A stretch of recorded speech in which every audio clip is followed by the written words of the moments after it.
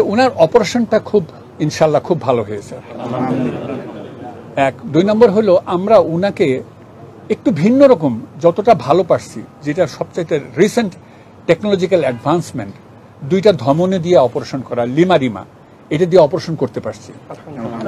3 নম্বর কথা, ওনাকে 3টা বাইপাস করার কথা ছিল, আমরা মোট 4টা বাইপাস করছি, যেন ওনার কোনো দিকে কোনো সমস্যা না হয় ইনশাল্লাহ।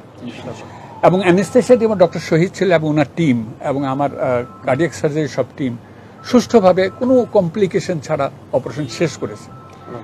এবং আমি আশা করি ডক্টর শফিকুর রহমান সাহেব উনি 7 দিনের দিন বাসায় চলে যাবেন ইনশাল্লাহ। এবং আমি মনে করি আইসিইউতে ওনার স্টে হবে 2 দিন, দরকার হলে 3 দিন বা 4 দিন, যতদিন লাগে। But everything went very smoothly ইনশাল্লাহ। ওনার রোগটা ওনার সময় উপযোগী অপারেশনটা হয়েছে।